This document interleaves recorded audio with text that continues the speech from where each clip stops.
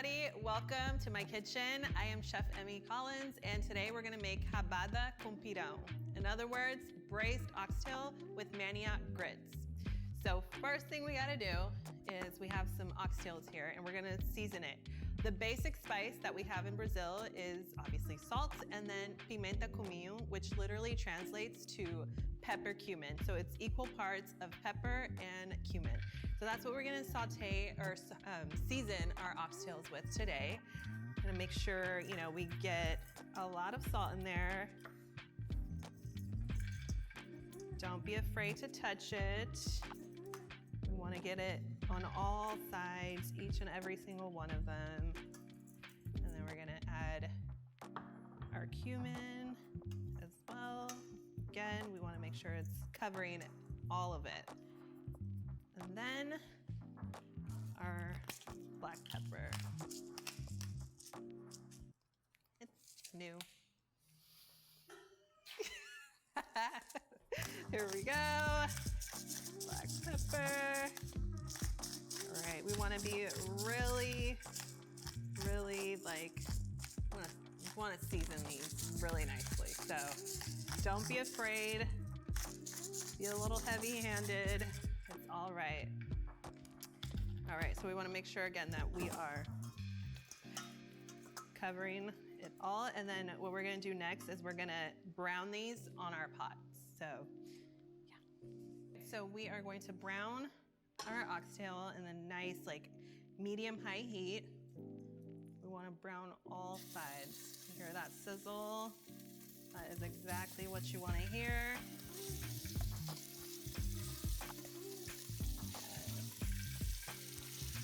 It's like music to my ears. Perfect. And we just want to make sure that we are browning all the sides. So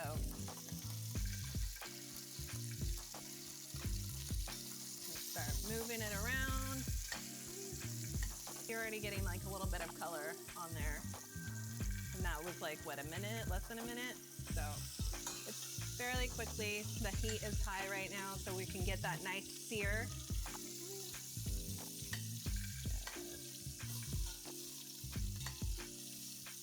Oh yeah.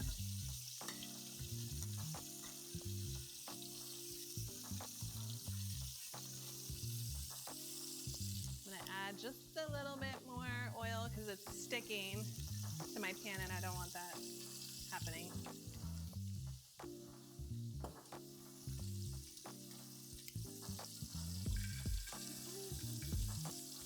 All right, we want all sides, top, bottom, seared.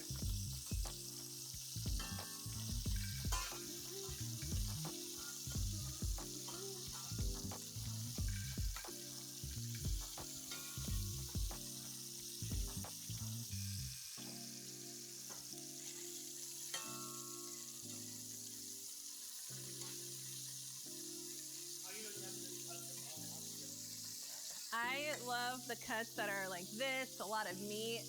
Sometimes you'll get ones that are a little tiny and skinny and not a lot of meat on there. Those are not for me. I like the ones with a lot of meat to it. All right, I think we are ready to go here. So we'll remove it from heat. And I'm just gonna remove it from the pan, set it aside.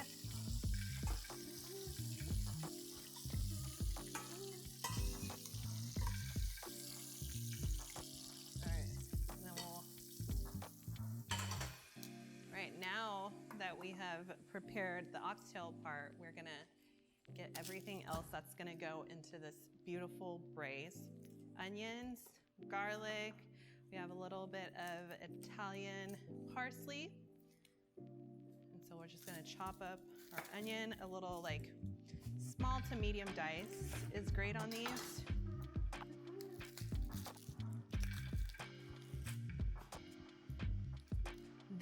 So in Brazil, lunch is the main event of the day.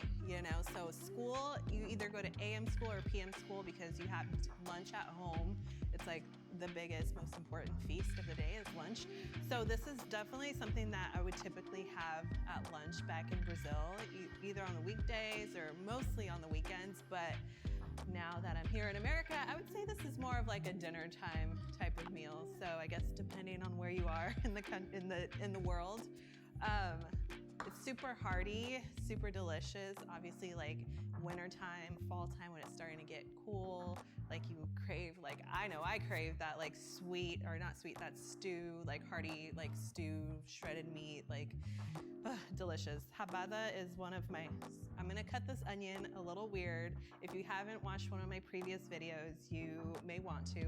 I had this little incident in culinary school, my first quarter, that happened when I cut an onion, and I'm a little traumatized still, so cut my onions a little weird, guys, but I get the job done. So we're gonna chop these up medium, small to medium dice. Anyways, I was saying my mom used to make this for me all the time. I love rabada, and when I go back to Brazil, visit my family back there, it's like on one of my requests for, you know, my aunts who are all still there. I just absolutely love it. Rabada with the pirão, which is, we're gonna talk about that a little bit once we got our stew going. So I'm gonna explain exactly what a pirão is for you guys. So we got our onions, we're gonna chop up some garlic. And this is a stew, so nothing has to be like super perfectly chopped, which is like the beauty of a stew. Like a sofrito type of thing. We don't call it a sofrito, but like our base of like when we're cooking like a stew or anything like that would be like onions, garlic, and parsley. That would be like our, what do they call it here in the South? Like a, oh, I forget the name. The Holy Trinity, I think. Yeah, this is our Holy Trinity. Garlic, onion, and parsley. All right, so we are ready to go. We're gonna use the pot that we seared our oxtail in. We're gonna go ahead and place first the onions. Like these didn't get chopped very well. All right. So we didn't clean the pot, we didn't do anything to it. We're just gonna add it back in. We're gonna let these kind of almost caramelize a little. We're gonna want it to be soft, and we're gonna like want them to get start to get a little bit of like color to it. Right. Want to add some salt, salting as we go. And then once our onions are translucent and almost like starting to get golden and caramelized, that's when we'll add our garlic. So we'll let them kind of do their own thing for a little bit, and we're gonna chop up our Italian parsley while they're in there caramelizing a bit. This parsley, I just really love the flavor of Italian parsley. You can do it with curly parsley as well. This one's like a little bit more like subtle taste to it. I'm not super picky. Like I love the gamey taste of lamb. I'm not really picky when it comes to like animal protein at all. I guess I do like, I don't really like fishy fish. Not super huge on that, but other than that, I'm game to try anything. I'm a super, you know, what is the word? Like curious eater, or like I will try anything. I definitely will try anything. Open-minded, yes. All right, so our onions are beginning to like soften up a little bit.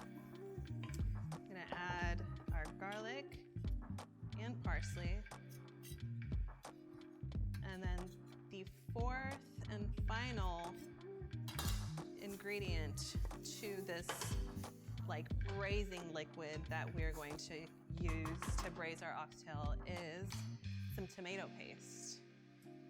Yeah, I feel like tomato paste is really like a chef's secret ingredient. Not a lot of people, not a lot of home cooks use tomato paste a lot in their food, but it's really like this magical ingredient. It really gives like your food more like this like sweet, earthy, like just delicious flavor to it. It brightens up the dish a lot. So we're going to add the tomato paste, and that will be the base for our braised oxtail. Yeah, so we'll do it like a whole can, and it will depend on how much of the oxtail that you're using as well. We're gonna just make sure we stir it all up, and we wanna cook it down a little bit. We wanna just like, the tomato paste will get like a little bit more deep red. And then we'll return the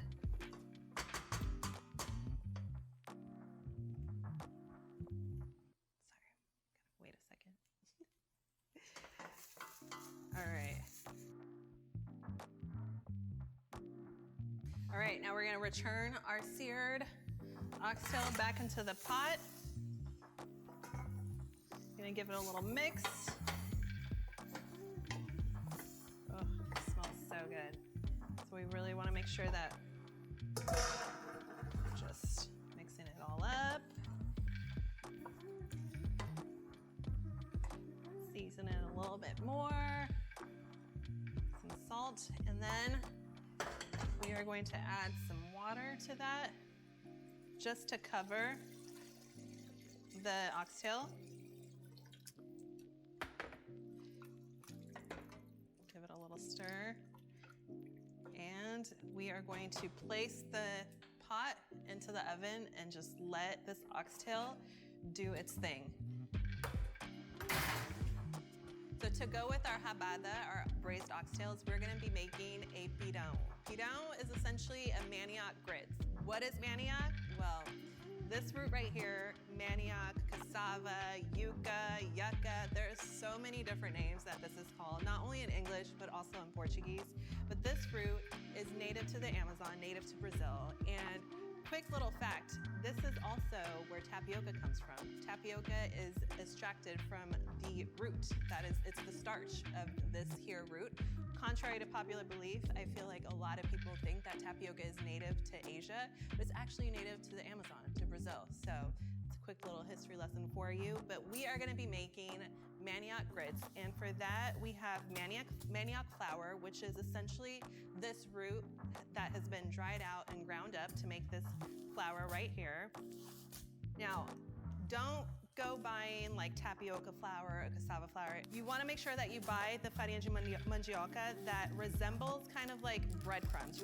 You don't want like that tapioca flour or the cassava flour that's like starchy. You want this manioc flour here. So what we're gonna do to make our grits is we're gonna add the manioc flour onto the pan, and a little trick from my mama, you wanna make sure that you mix in some cold liquid, some water, and it has to be cold, and you wanna mix it in to make sure that we don't get like any like clumpy lumps in here. Just wanna do that first, and then we'll place it in the heat. All right. And our oxtail is ready, and we're gonna need that for our grits because we're gonna use some of the braising liquid on the grits as well. So we're gonna do low and slow here. Really low heat because we don't want to have any clumps. Want to make sure that we're stirring at all times. If you have 2 people in the kitchen for this is great. This used to be my job when I was little. My mom would be stirring and I would like slowly add the liquid in for her. I'm gonna try to manage to do it like a pro and do both myself. I'm gonna add a little. All right. So we're just gonna continuously add the liquid, the braising liquid, really slowly in batches.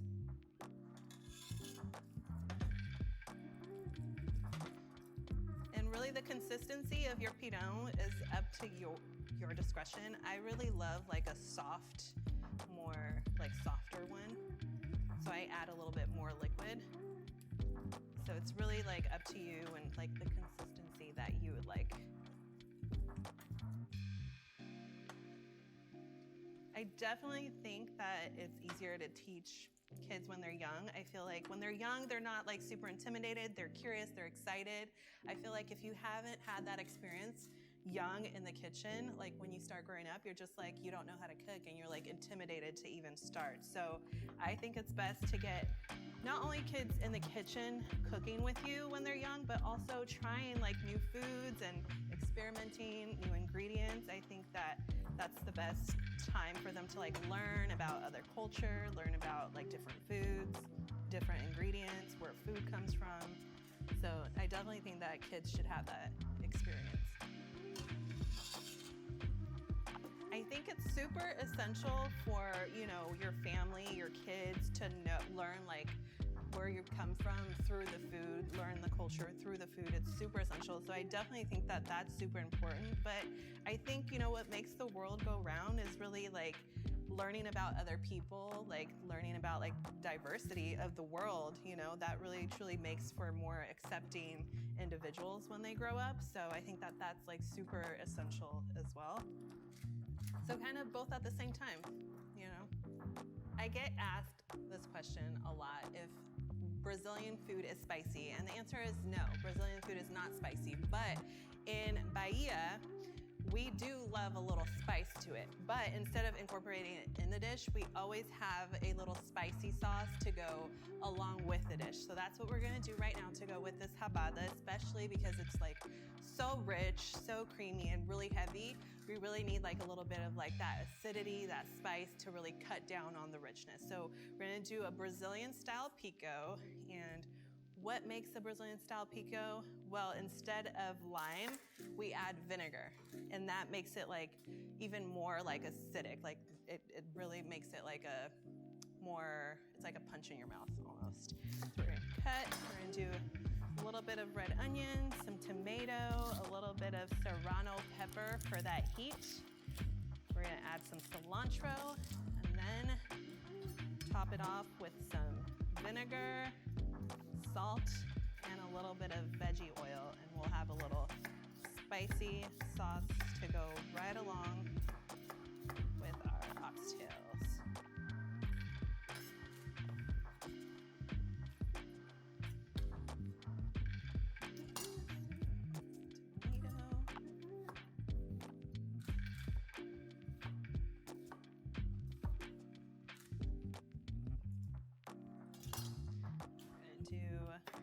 So it's up to you how spicy you want it to be.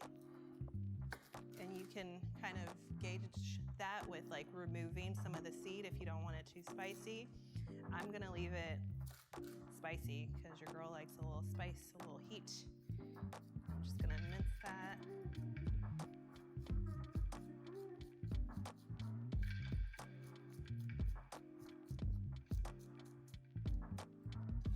I'm just gonna run a little chop just to make sure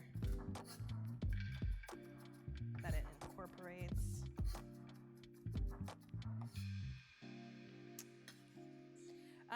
So in Brazil, we use just regular distilled white vinegar, super strong. I remember like culinary school days, our chef instructors always said like, that vinegar is not for cooking, it's for cleaning, but I disagree.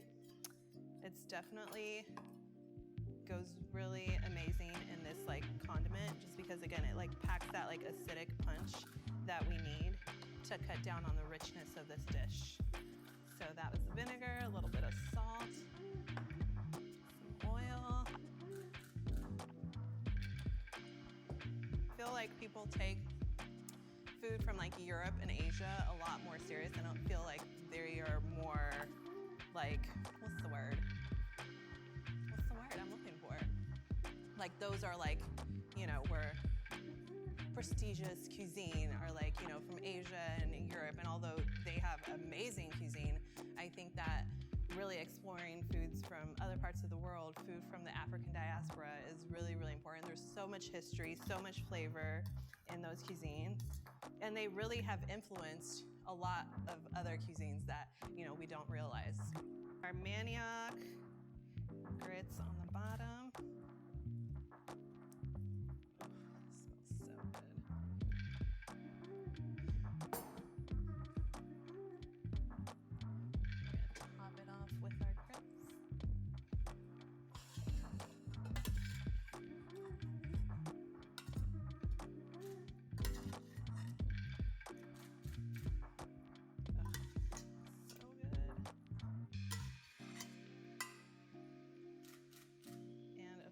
A little bit of spicy vinaigrette, what we call it.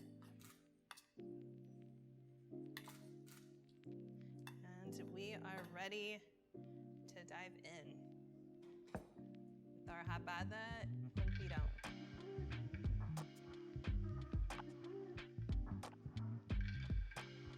All right, y'all know I'm gonna dig in.